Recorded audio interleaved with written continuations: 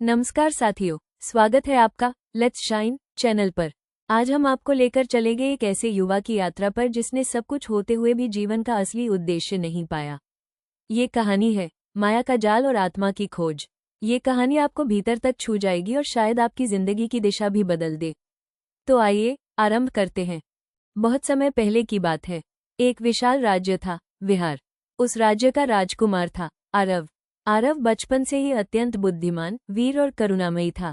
उसके पिता राजा जयसिंह ने उसे सबसे श्रेष्ठ गुरुकुल में शिक्षा दी थी। आरव को युद्ध, राजनीति, कला और धर्म का समुचित ज्ञान था। जब आरव 25 वर्ष का हुआ, उसे राज्य का युवराज घोषित कर दिया गया। उत्सव हुआ, प्रजा ने जयकारा लगाया। लेकिन उसी रात आरव के मन में एक अजीब सी बेचैनी थी। उसने चुपचाप अपनी माँ से पूछा, माँ, क्या सचमुच जीवन का उद्देश्य सिर्फ राज्य चलाना है? क्या लोगों को बस राज करना, कमाना और फिर मर जाना है? माँ मुस्कुराई, लेकिन कोई उत्तर नहीं दिया। ये सवाल आरव के दिल में गहरे उतर गए। एक दिन आरव ने अपने गुरु ऋषि वशिष्ठ से मिलने का निश्चय किया। ऋषि गंगा के तट पर एक शांत वन में रहते थे। आरव वहां पहुंचा और पूरी श्रद्धा से गुरु के चरणों में बैठ गया। गुरुवर, कृपया मुझे सत्य का मार्ग दिखाइए। मैं जानना चाहता हूँ, जीवन का असली अर्थ क्या है? गुरु ने उसकी आंखों में झांका और कहा, राजकुमार, तुम माया के जाल में उलझे हो। जब तक आत्मा को नहीं जानोगे, तुम सच्ची शांति नहीं पा सकते।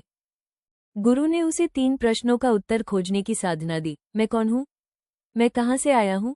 मुझे कहाँ जाना है? आरव ने आश्रम में रहना शुरू कर दिया। वो अब राजकुमार नहीं रहा, एक शिष्य बन गया। सुबह ध्यान करता, दोपहर को वेद पढ़ता और रात को गुरु से आत्मज्ञान पर चर्चा करता। कुछ वर्षों में आरव का स्वरूप बदल गया।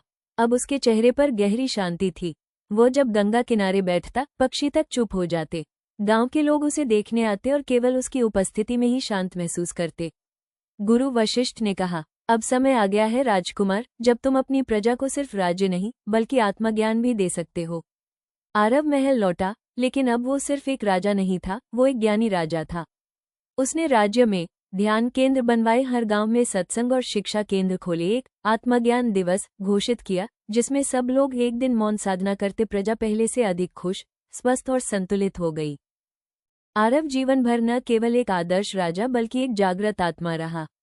जब उसकी अंतिम सांसें आईं तो उसने मुस्कुराते हुए कहा, मैं जान गया, मैं शरीर नहीं, आत्मा हूँ। मैं माया में नहीं, परम सत्य में स्थित हूँ। दोस्तों, ये कहानी हमें सिखाती है कि हम सब कहीं ना कहीं माया के जाल में फंसे हैं। लेकिन अगर हम रुके, सोचें और आत्मा से जुड़ने की कोशिश करें, तो जीवन का हर पल सुंदर हो सकता है। आप भी कभी अपने मन से ये 3 प्रश्न पूछिए, मैं कौन हूँ, मैं कहाँ से आया हूँ और मुझे कहाँ जाना है। वहीं से शुरू होती है आत्मा की खोज। अगर आपको ये कहानी पसंद आई हो, तो लेट्स शाइन चैनल को जरूर सब्सक्राइब करें और वीडियो को लाइक व शेयर करें। फिर मिलते हैं अगली आध्यात्मिक यात्रा में। नमस्कार।